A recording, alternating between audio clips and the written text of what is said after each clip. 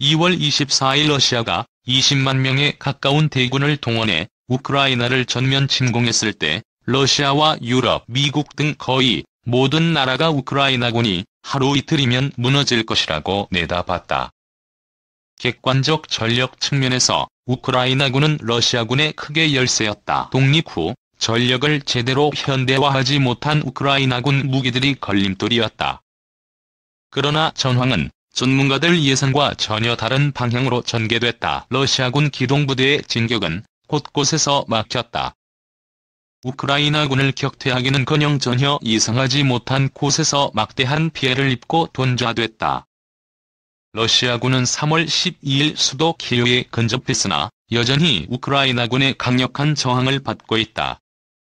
당초 러시아군은 일정 방어선을 친 우크라이나군 전차 장갑차 부대와 일전을 예상한 것으로 보인다.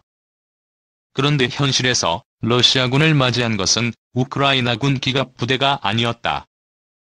소셜 네트워크 서비스를 통해 실시간으로 전황이 전해지는 이번 전쟁. 우크라이나군 장병들은 마치 경쟁이라도 하듯 러시아군 전차와 장갑 차량을 격파하는 영상을 찍어 SNS에 올리고 있다. 대전차 미사일로 러시아군 기갑 전력을 파괴하고 인증샷을 찍는 시기다. 마치 방송 스튜디오처럼 미리 카메라를 설치하고 기다리다 적전차가 다가오면 미사일을 쏴 파괴하는 영상을 올리기도 한다. 우크라이나군 수뇌부는 러시아와 전력 차이가 너무나 크다는 것을 잘 알고 있었다. 그렇기에 전차와 전차, 장갑차와 장갑차가 맞붙는 정면 대결을 피하고 게릴라전을 택한 것이다. 우크라이나 측은 개전과 동시에 전국 각지 도로 이정표를 모두 제거해 러시아군을 혼란에 빠뜨렸다. 갈림길이나 사거리에서 왕좌왕하는 러시아군에게 기습 공격을 가한 뒤 사라지는 전술을 택했다. 또 자세히 살펴보면 지역별로 지형지물에 익숙한 현지 예비역과 현역을 적절히 섞어 분대 단위 매복조로 편성하는 시기다.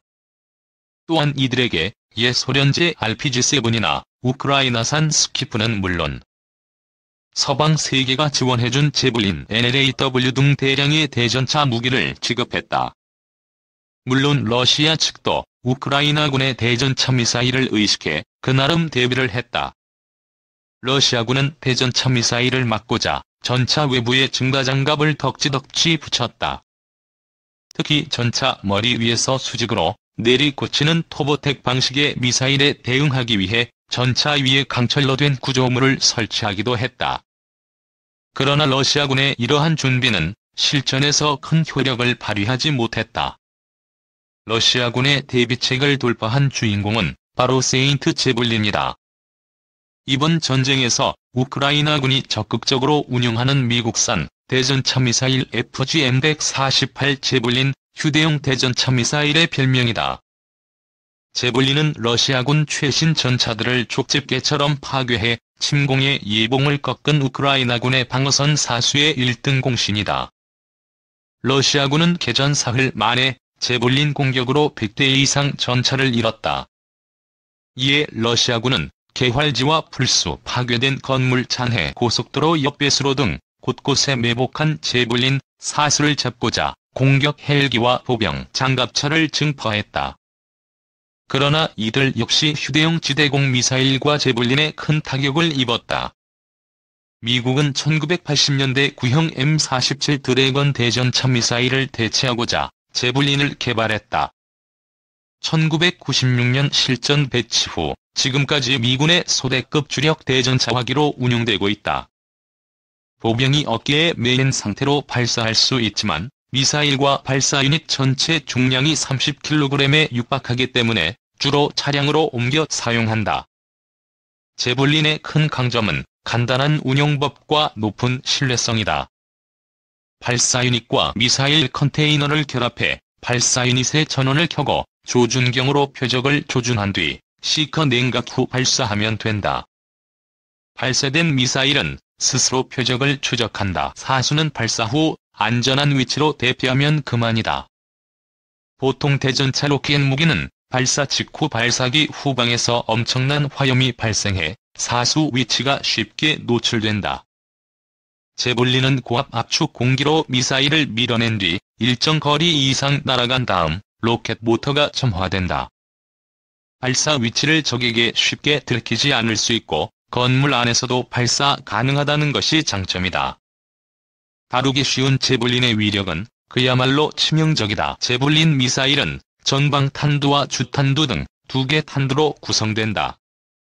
전방 탄두가 표적의 외부 증가장갑을 파괴하면 주탄두가 주장갑을 관통하는 방식이다. 이런 이중 탄두 구조 덕분에 제볼린은 균질화 변강판 기준으로 최대 900mm 장갑을 관통할 수 있다. 제볼린은 표적과 거리가 가까울 때는 표적의 측면을 직격하는 공격 방식을 쓴다. 다만 어느 정도 거리가 확보됐다면 토보택도 가능하다. 표적을 향해 날아가다 160m 상공까지 솟구친 뒤 수직에 가깝게 표적 머리 위로 내리꽂는 공격 방식이다. 전차의 경우 대부분 상부 장갑판이 가장 얇다는 점을 이용한 것이다. 제볼린이 현존하는 세계 최강의 보병 휴대용 대전차 미사일로 평가받는 주된 이유이기도 하다. 전 세계 이목이 집중된 우크라이나에서 제볼린 미사일이 맹활약하자 개발사 레이시온 테크놀로지스와 로키드 마틴 주가가 급등하고 있다.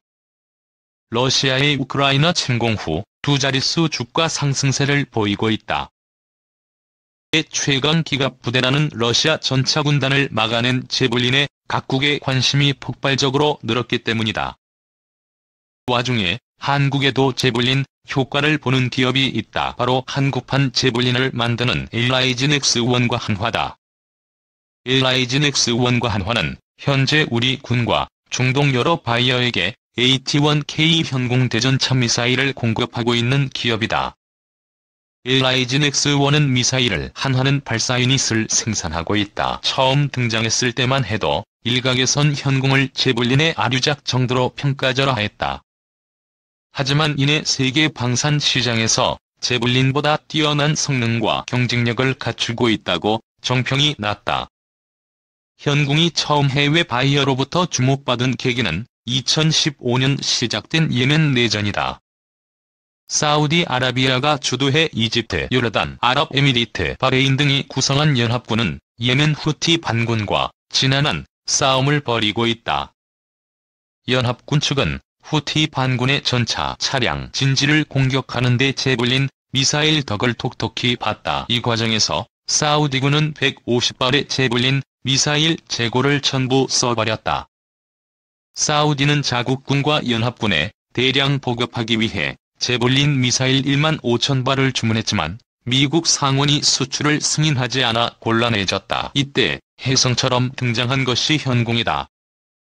현공은 유도 방식이나 탄도 위력, 사거리 면에서 제볼린과 비슷하나 성능을 하나씩 뜯어보면 더 우수하다. 제볼린 미사일은 표적 조준을 위한 적외선 CCD 냉각에 약 30초 시간이 필요하다. 얼핏 짧은 시간 같지만 전장에선 그렇지 않다. 사수가 무거운 미사일 발사기를 어깨에 메고 최소 30초 이상을 조준하고 있어야 하기 때문이다. 그 사이 적점차의 위치를 들키면 임무 완수는커녕 사수 생명조차 보장할 수 없다. 반면 현공은 비냉각식 적외선 CCD와 가시광선 카메라를 채택했다. 그 덕에 주야관을 막론하고 신속한 조준과 발사가 가능하다. 현궁이 중동에서 대박을 터뜨린 원동력이다. 사우디군은 현궁 운용 영상을 SNS에 공개하며 사우스 코리아 ATGM 즉 한국산 대전차 미사일이라는 사실을 밝힌 바 있다. 현궁이 얼마나 위력적이고 뛰어난 성능을 갖췄는지 인증 영상도 대거 공개했다. 사우디가 주도하는 연합군은 현궁으로 적점차는 물론 장갑차와 일반 차량, 기관총 진지, 벙커, 심지어 빠르게 질주하는 군용 오토바이까지 격파해 가공할 명중률과 위력을 자랑했다. 제볼린의 3분의 1에 불과한 가격도 상당한 경쟁력이다. 이처럼 현궁은 중동 지역에서 명성을 떨쳤지만 세계 시장에선 그다지 주목받지 못했다. 대전차 미사일 수요가 그리 많지 않고 제볼린이라는 브랜드가 시장을 선점하고 있었기 때문이다. 그러나 이번 우크라이나 전쟁으로 보병 휴대용 대전차 미사일에 대한 수요와 관심이 폭발적으로 증가했다. 그 주역인 제볼린은 물론 그보다 우수하면서 가격은 저렴한 현궁이 반사이익을 볼 가능성이 높다. 최근 러시아와 국경을 맞댄 동유럽 국가를 중심으로 보병 휴대용 대전차 미사일 시장이 폭발적으로 확대될 조짐을 보이고 있다. 우크라이나의 세인트 제볼린 신화에 이어 현궁이 새로운 방산 수출 대박을 터뜨릴지 주목된다.